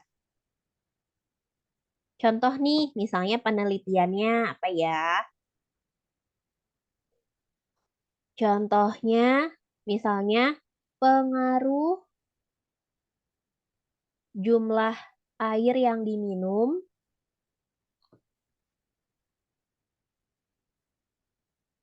terhadap jumlah atau frekuensi pipis. Variabel bebasnya apa, gengs, di kalimat ini?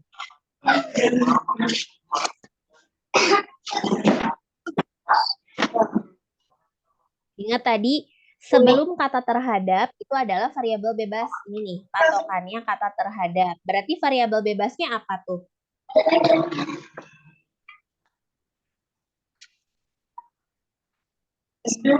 Ya. Variabel bebasnya yang sebelum kata terhadap ini. Jadi jumlah air yang variabel bebas. Terus kalau variabel terikatnya apa berarti? Setelah terhadap berapa kali? Itu adalah variabel terikat. Pengaruh saja terhadap kebahagiaan sekolah.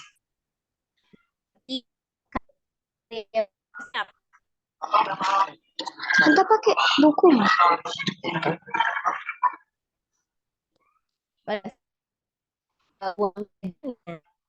variabel terikat adalah kebahagiaan anak sekolah.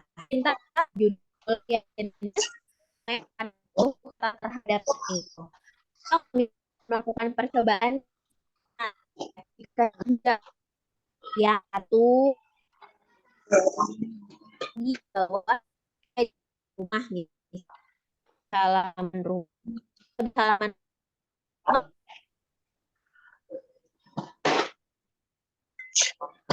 misalnya ini ada biji kacang hijau 6, terus yang biji kacang hijaunya tanam tapi disimpan di dalam berarti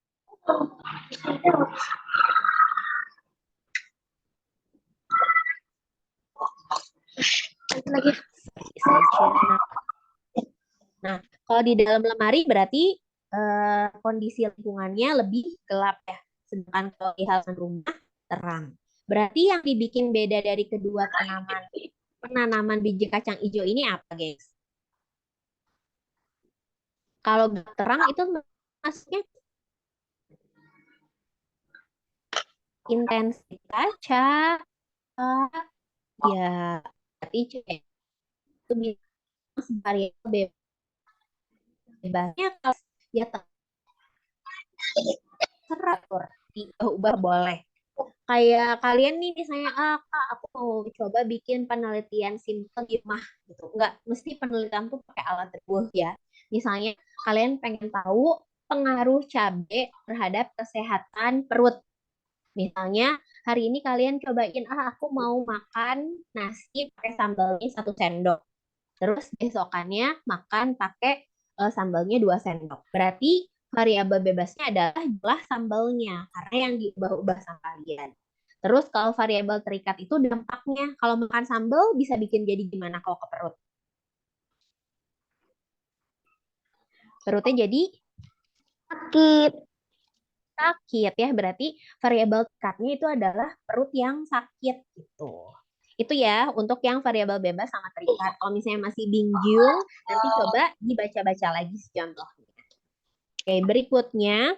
Nah, kita sekarang masuk nih ke pokok bahasan yang kedua untuk hari ini, yaitu keanekaragaman hayati. Kalau dengar kata hayati, yang kepikir apa, gengs? Hayati lelah.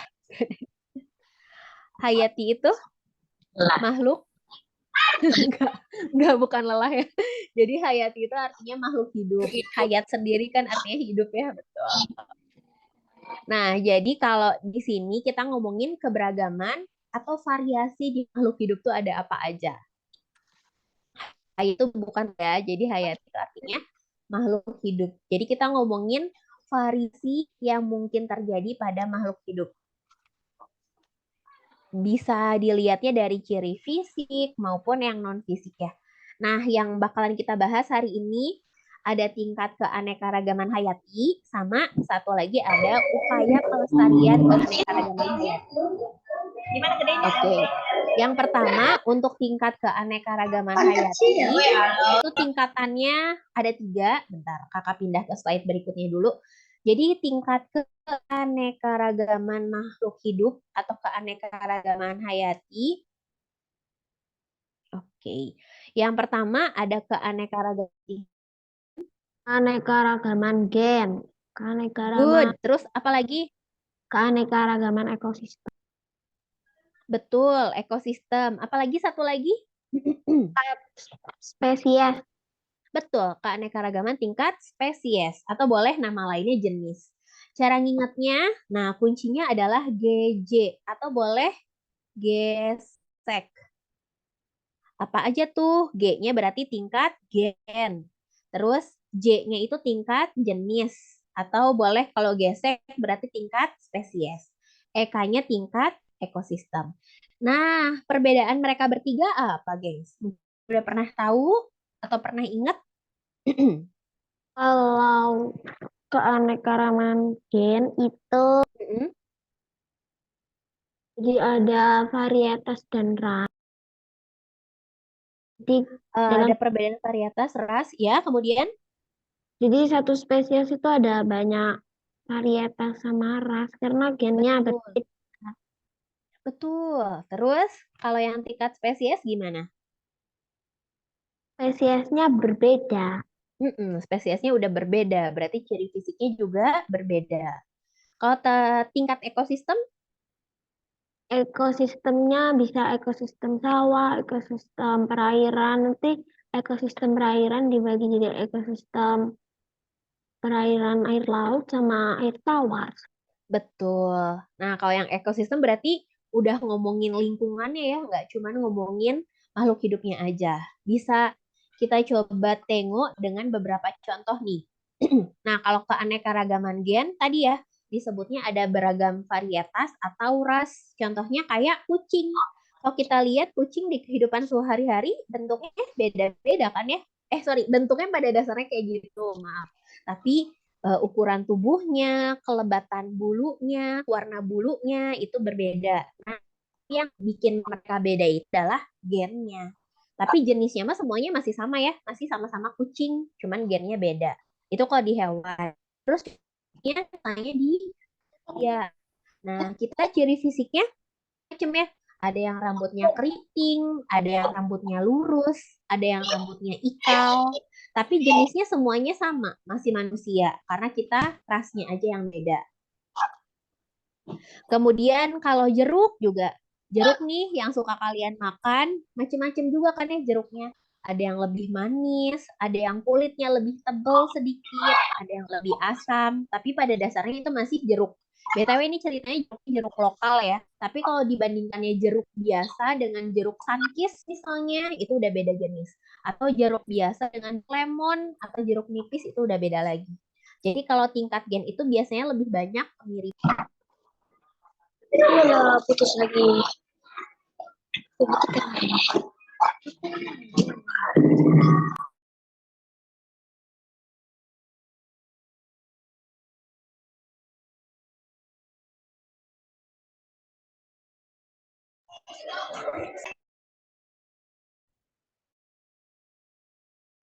Yang berikutnya, tadi kan baru keanekaragaman gen ya. Boleh diulang tadi contohnya, keanekaragaman gen ada apa aja? DNA, Tadi yang gambar. Varietas Yes, DNA-nya beda. Yes. Contohnya apa aja? Yang beda. ini kenapa? Kayak kita ya. Kenapa? Kita semuanya sama-sama manusia, tapi kita ciri fisiknya ada yang beda karena kita beda gen atau DNA-nya gitu. Tip. Mau nanya, kalau harimau sama singa itu masuk ke keanekaragaman gen bukan? kan. Kan. Kalau harimau sama singa bukan ternyata, baru satu familia aja atau dibilangnya satu suku katanya. Jadi lebih banyak bedanya kan dibandingkan kita membandingkan kucing sama kucing. Terus kalau tumbuhan nih misalnya terong sama cabai. Masuk ke tingkat keanekaragaman gen bukan? Iya, yang itu masuk ke tingkat keanekaragaman spesies betul. Jadi kalau kita betul good, yang spesies ya. Jadi tingkat keanekaragaman. Tapi Ini kenapa?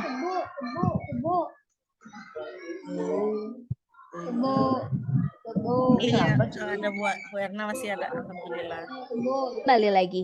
Meskipun tadi ya kalau keanekaragaman jenis itu secara bahasa nama depannya suka mirip-mirip. ya nggak ada yang mau share. Contoh di sini kelihatan ada gambar apa aja? Ini semuanya Layarnya belum nampak, Bu. Oh Erna. iya. Iya. Oh iya baik. Masih loading ternyata. Bentar.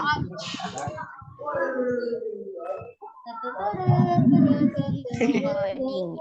Oke. Sambil diceritain ya sambil nunggu internetnya stabil. Contohnya kalau keanekaragaman tingkat jenis ada tadi ya kucing sama harimau itu masuknya tingkat jenis. kepo. Kemudian masih loading. Ya Allah kesal. Kalau ini Layarnya nggak muncul lagi, Bun. ya masih belum. Bu Erna nggak on screen nggak apa? kalau sinyalnya kurang bagus. Oke. Oke. Udah muncul belum ya, Bu? Berdua. Belum. Udah?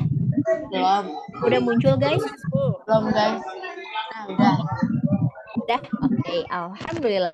Nah, kalau untuk keanekaragaman jenis atau spesies, nah di sini contohnya ada gambar apa aja tuh? Mungkin terlihat jelas? Afrika. Betul, terus Tomat, cabai, sama sama apa tuh? Cabai. Cabai, betul. kecil, Sama cabai kecil ya. dan anjing. Oh iya benar, ada gambar anjing juga di sini. Terus ada gambar apa lagi? sama Ini loh.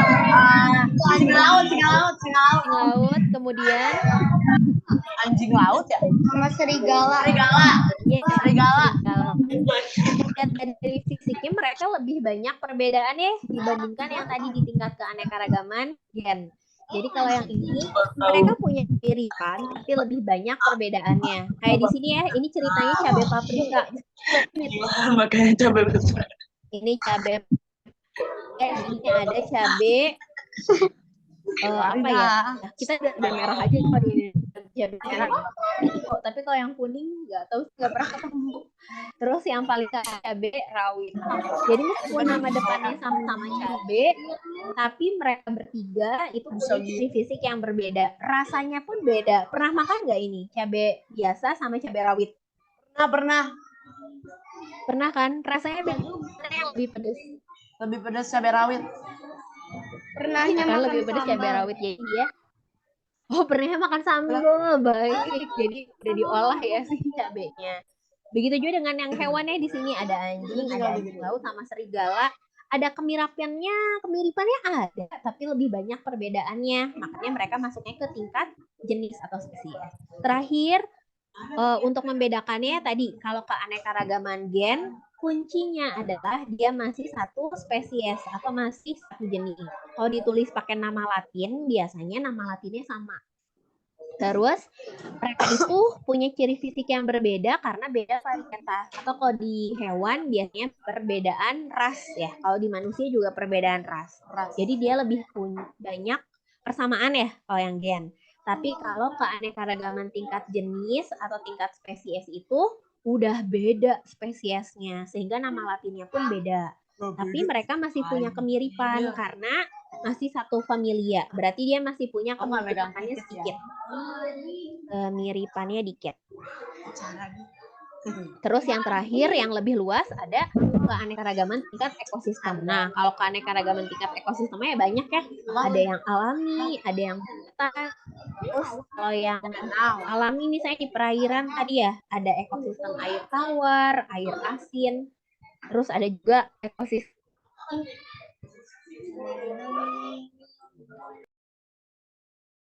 Oke. Sekarang Kak Erna mau kasih menjawab. Kalau jeruk Bali sama jeruk lemon, itu masuknya tingkat gen atau spesies? Gen. Jeruk Danau. Bali Spesies. Nah, kalau jeruknya teh ini jeruk dijawabnya danau karena ngeliat gambar ya. Okay. Tadi ya kalau disebutin jeruk itu masuknya ke tingkat spesies harusnya. Terus kalau ekosistem gurun dengan padang rumput atau sabana atau savana itu masuknya kemana? Gen. Gurun sama padang rumput. Ras. No? Nggak ada apa-apa. No? Ras. Kan disebutin lingkungannya. Kalau gurun cirinya apa? Tandus ya. Itu berarti disebutinnya lingkungan. Udah nggak cuman makhluk hidupnya aja. Jadi gurun, kemudian padang rumput itu masuk tingkat gen. BTW kalau padang rumput nama lainnya apa ya? Pernah tahu mungkin? Alami. Bukan, depannya S. Savana. Ada savana, boleh. Sabana ayam goreng dong. Sama satu lagi, Sepa pernah dengar? Kalau Sahara gurun. Terus kalau ekosistem di Indonesia dominannya apa tuh? Depannya H. 3 kata. HHT. Kan hujan tropis. Kalau yang cerah dingin pernah dengar mungkin? Ada. Itu udah di lingkungannya itu masuknya ke tingkat gen. Kalau yang tingkat gen sama spesies baru disebutinnya si makhluknya apa gitu. Oke, nanti kita coba dari latihan ya. Berikutnya ada konservasi atau konservasi apa tuh? Pernah dengar atau asing? Asing. Baik. Kalau konservasi itu nama ini adalah atau kita menjaga supaya makhluk hidup itu tetap ada. Nah, kalau untuk konservasi atau pelestarian makhluk hidup ini ada 2 jenis. Pernah dengar nama ini? Ex situ.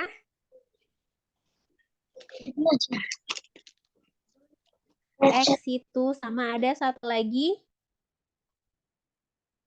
in situ. Oh iya, baik. Tidak akan bisa Membunuh. Oke, karena waktunya udah habis bentar ya. Jadi kalau yang ex situ itu artinya penangkaran atau pelestarian tapi bukan di habitat aslinya. Sedangkan kalau yang satunya lagi tuh in situ.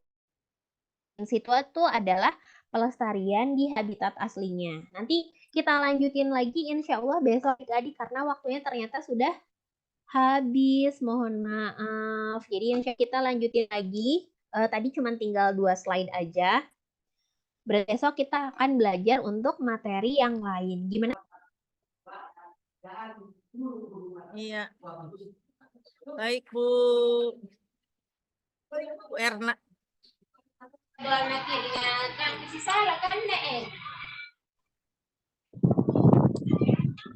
Baik, karena waktunya sudah habis ternyata, jadi kita lanjutkan lagi untuk pembelajaran biologinya insya Allah besok ya. Jadi tadi materi yang belum beres tentang pelestarian keanekaragaman makhluk hidup kita lanjutkan besok sama 2 materi yang lain.